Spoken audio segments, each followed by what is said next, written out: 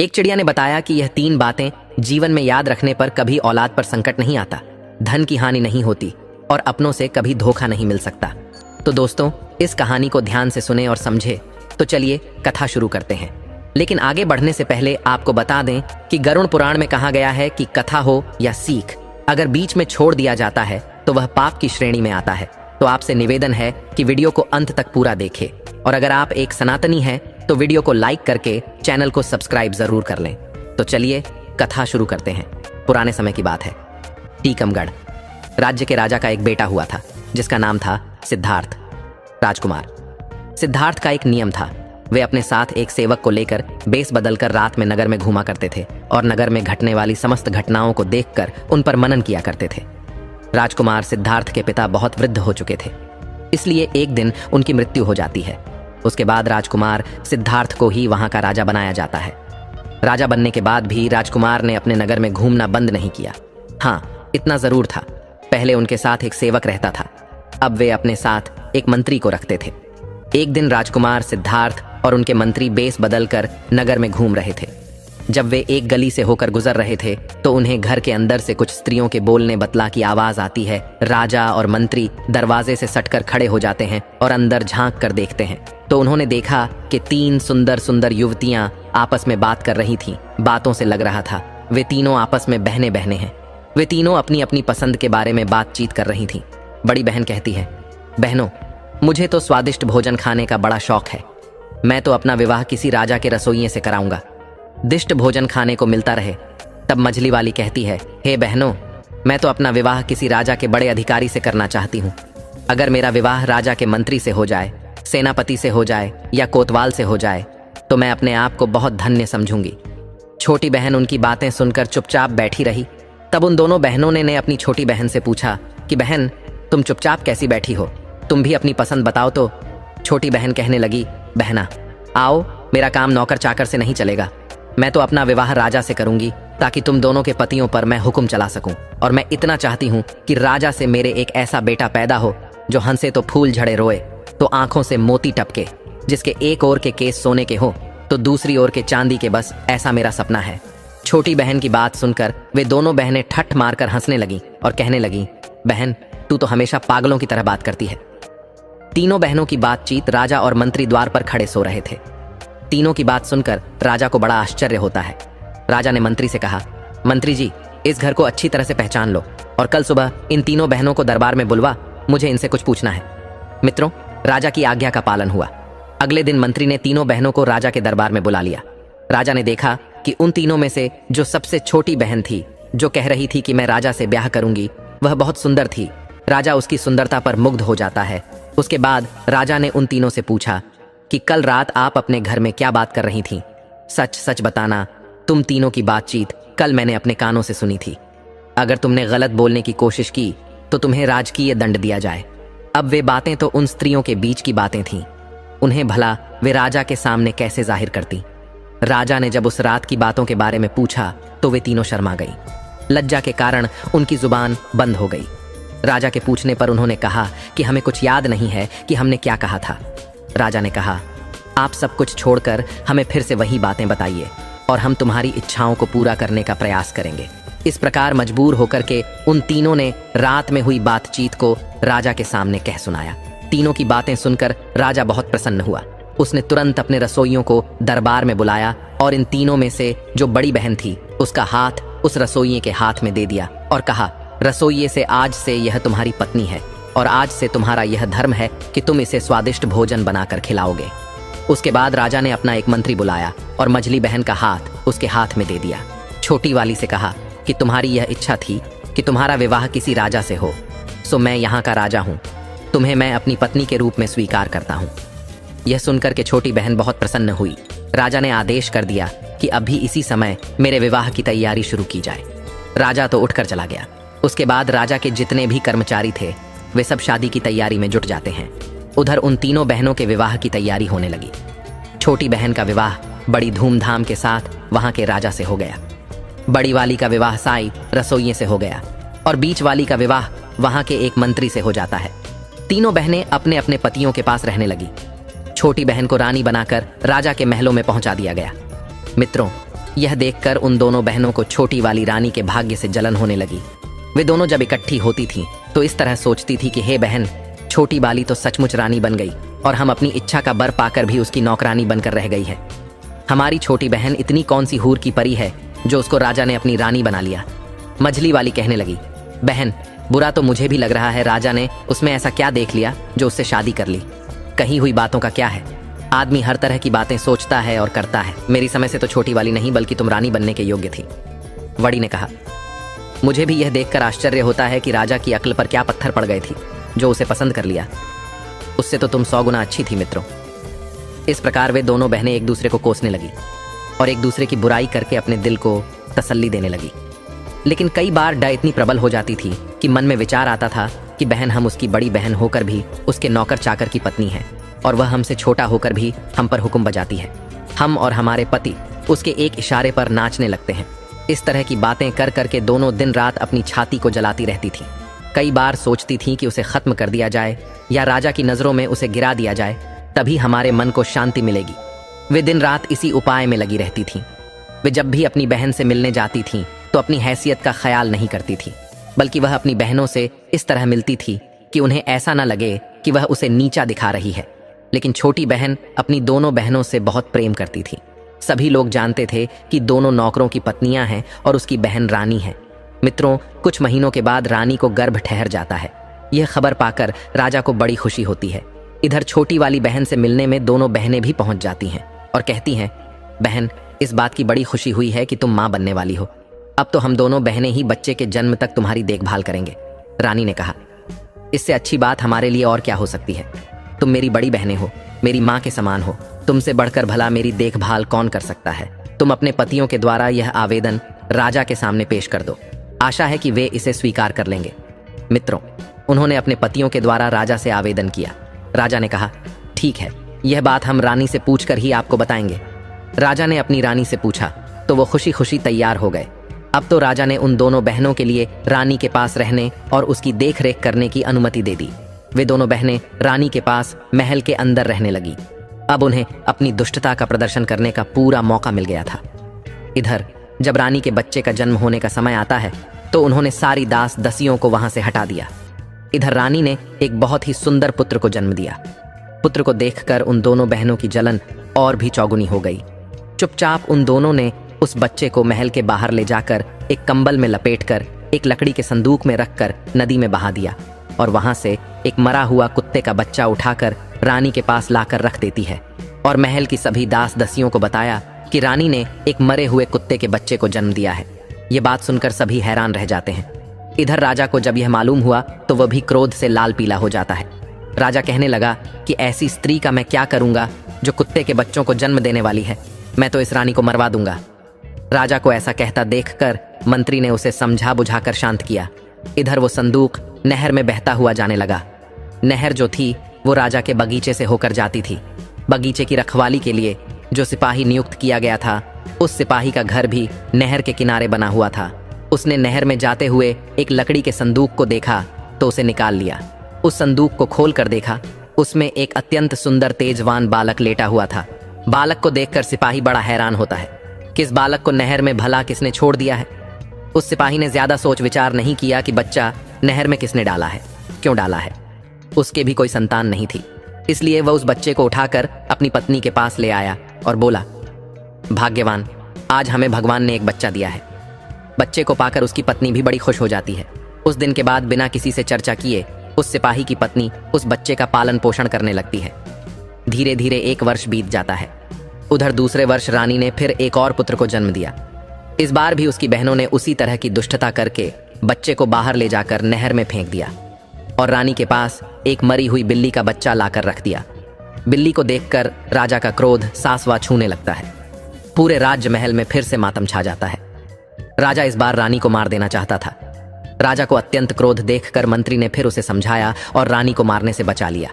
अब धीरे धीरे राजा और राजमहल के लोगों की नजरों में रानी के लिए सम्मान कम होता जा रहा था। मित्रों, आपको बता दें, किस बार वह नहर में बहता हुआ बच्चा उसी सिपाही को मिल जाता है। उसने दूसरा बच्चा भी ले जाकर अपनी पत्नी को दे दिया और उसे अपने बच्चे की तरह पालने लगी। कुछ दिनों बाद रानी ने एक और बच्चे को जन्म दिया। इस बार रानी ने एक बेटी को जन्म दिया था, लेकिन उस रानी की दुष्ट बहनों ने उस बेटी को भी पहले की तरह उठाकर नहर में फेंक दिया। वो बेटी भी उसी माली के हाथ लगती है और अपनी बच्ची की तरह उसका भी पालन करने लगते हैं। इधर राजा अपना क्रोध इस बार नहीं रोक पाया, क्योंकि रानी की दुष्ट बहनों ने रानी के पास एक मरी हुई छछूंदर को रख दिया था। राजा सोचने लगा कि इस रानी की वजह से तो हमारी पूरे नगर में बदनामी हो गई है। सब लोग यही कह रहे हैं कि रानी तो कुत्ते बिल्लियों को पैदा करती है। लगता है कोई कुल कलंकिनी राजा के घर में आ गई है। अब तो मैं इसको बिल्कुल नहीं छोड़ूंगा। इधर राजा की मनसा को भली भांति समझने के बाद में उस मंत्री ने हाथ पैर जोड़कर निवेदन करके रानी को मारने से बचा लिया। मंत्री ने कहा, महाराज, इसमें रानी का क्या दोष है? इसे जान से मारने के बाद भी आपके घर में बेटा बेटी नहीं हो जाएंगे। इसीलिए उचित यही होगा कि आप रानी को मारने की बजाय रानी के पास जाना छोड़ दें। राजा ने कहा, मंत्री जी, अगर तुम कहते हो तो मैं रानी को जान से नहीं मारूंगा, लेकिन मैं इसको सजा जरूर दूंगा, और ऐसी सजा दूंगा जो मृत्यु दंड से भी बढ़कर कष्टकाक होगी। इस बार सजा के बारे में मैं तुम्हारी कोई बात नहीं सुनूंगा। इस बार राजा ने एक चौराहे पर एक जेल नुमा महल बनवाया। उसमें एक लकड़ी का पिंजरा रखा हुआ था। उसी पिंजरे में रानी को बंद करवा दिया। राजा ने यह आदेश करवा दिया कि इस चौराहे से जो भी निकल कर जाएगा वो रानी के ऊपर थूक कर जाएगा, और जो व्यक्ति ऐसा नहीं करेगा उसे भी ऐसी ही कठोर सजा दी जाएगी जो इस रानी को दी जा रही है। राजा का यह फरमान मंत्री को बहुत बुरा लगा। मंत्री सोचने लगा कि इस सजा के योग्य तो इस रानी की दोनों बहनें हैं। बेचारी निर्दोष रानी अब तो बिना करे की सजा पाने लगी। उधर रानी के वे तीनों बच्चे उस माली के घर में पलकर बड़े हो रहे थे। माली ने उनकी शिक्षा दीक्षा कराई। धीरे धीरे वे सभी विद्याओं में पारंगत हो गए। इधर धीरे धीरे तीनों बच्चे से आने होते हैं। उधर उस माली और माली की पत्नी की कुछ दिनों बाद मृत्यु हो जाती है। उनके मरने पर उनका अंतिम संस्कार करके तीनों भाई बहन मिलकर उस घर में रहने लगे। दोनों भाइयों को राजा के यहाँ नौकरी भी मिल जाती है, परंतु उनकी कभी राजा से भेंट नहीं हो पाई थी। एक दिन दोनों भाई शिकार खेलने को जाते हैं। उनकी बहन घर में अकेली थी, सिर्फ उसकी 2 दासियां उसके साथ थीं। उसी समय उसके यहाँ एक बड़ी माँ आती है और उसे कहती हैं, बेटी, मैं तुम्हारे यहाँ कुछ समय के लिए ठहरना चाहती हूँ। लड़की ने तुरंत अनुमति दे दी। लड़की ने बूढ़ी माँ को भोजन कराया, उनकी खूब सेवा की। अपने घर के आसपास सुंदर बाग, बगीचे को और तालाब को दिखाया। वहां का सुंदर वातावरण देखकर बूढ़ी माँ का भी हृदय खुशी से गदगद हो गया। लड़की ने पूछा, अम्मा, मेरे महल और बाग के बारे में तुम्हारी क्या राय है? क्या कोई और चीज की कमी है जो यहाँ होनी चाहिए? बुढ़िया ने कहा, बेटी, ये प्रश्न मुझसे न करो तो अच्छा है। मैं कहूंगी तो तुम कहोगी कि ये 2 टके की बुढ़िया मेरे महल और बाग में नोकस निकालने आ गई। लड़की ने जोर देकर कहा, मैं ऐसा कुछ नहीं कहूंगी। तुम जो कुछ भी कमी इसमें समझती हो वह मुझे बताओ, मैं उसे पूरा करने की कोशिश करूंगी। तब बुढ़िया ने कहा, बेटी, ये सब कुछ तो तुम्हारा ठीक है, किंतु मेरी समझ में यहाँ पर 3 चीजें और आ जाएं तो संसार में तुम्हारा बाग सबसे सुंदर हो जाएगा, लेकिन उनका मिलना बहुत कठिन है। वो 3 चीजें क्या हैं? ध्यान देकर सुनो। एक तो है, बुलबुल मनुष्य की तरह बोलती है। जब वह बोलती है तो उसके आसपास सैकड़ों हजारों चिड़ियां जमा हो जाती हैं और उसके स्वर में स्वर मिलाने लगती है। दूसरा है एक गाने वाला पेड़। उसके पत्ते मोटे और चिकने होते हैं। जब हवा चलने पर पत्ते एक दूसरे से रगड़ खाते हैं तो उनसे मधुर संगीत निकलता है।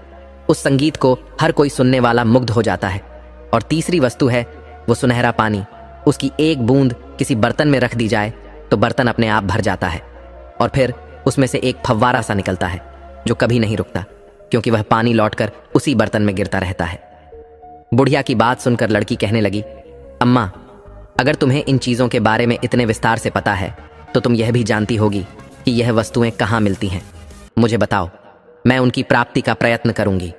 बूढ़ी महिला ने कहा, बेटा, मैं तुम्हें यह नहीं बता सकती, लेकिन इतना जरूर बता सकती हूँ, यहाँ से कोई व्यक्ति उत्तर दिशा में चला जाए और सीधा चलता चला जाए तो 10 दिन की यात्रा के बाद जो पहला व्यक्ति उसे मिलेगा उससे पूछे कि यह वस्तुएं कहाँ मिलेंगी, वही आगे की राह बताएगा।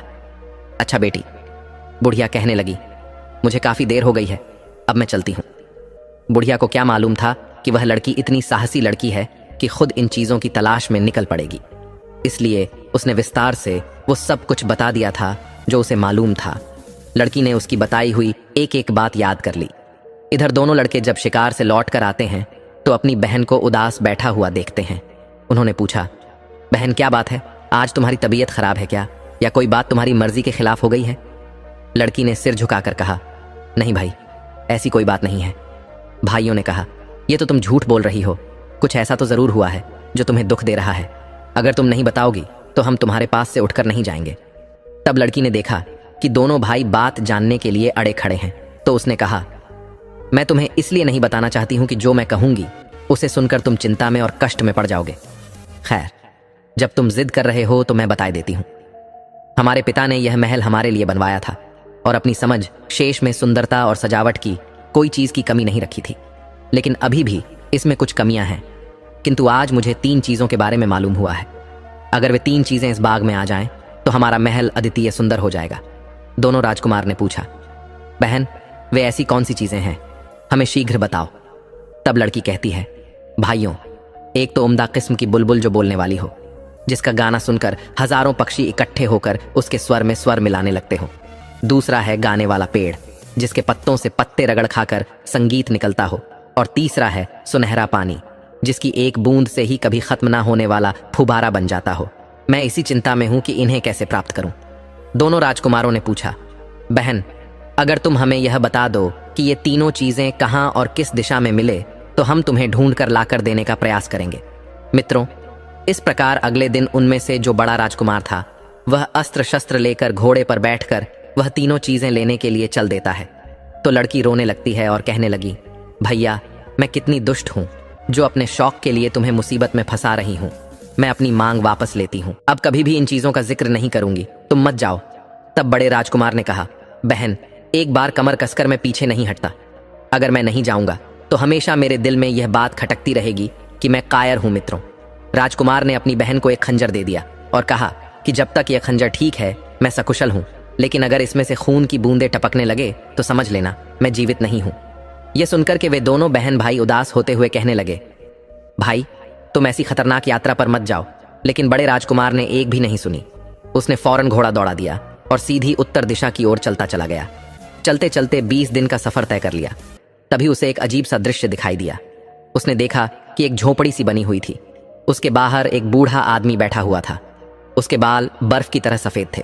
उसकी दाढ़ी, मूछें और बहुएं इतने बढ़ गए थे कि उसका पूरा शरीर ढक गया था। उसके हाथ और पैरों के नाखून बहुत बड़े बड़े हो गए थे। उसने अपना शरीर एक चटाई से ढक रखा था। उसके ऊपर उसके बाल पड़े हुए थे। राजकुमार देखकर समझ गया कि वह कोई तपस्वी साधु है जो ऐसे दुर्गम और निर्जन स्थान में अकेला बैठा है। जरूर उन चीजों के बारे में यह साधु जानता होगा। राजकुमार घोड़े से नीचे उतरा और उसने उस वृद्ध तपस्वी के पास जाकर प्रणाम किया।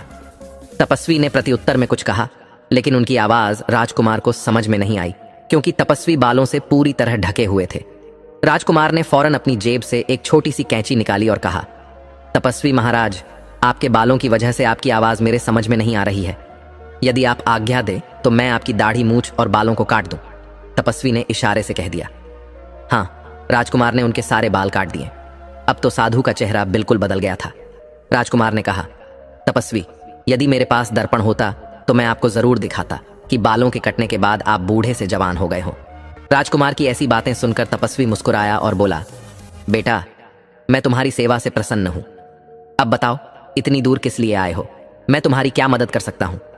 तब राजकुमार ने बताया कि साधु महाराज, मैं बहुत दूर से उम्दा किस्म की बुलबुल गाने वाला पेड़ और सुनहरा पानी लेने आया हूं। आप मुझे बताएं कि यह वस्तुएं मुझे कहां मिलेंगी।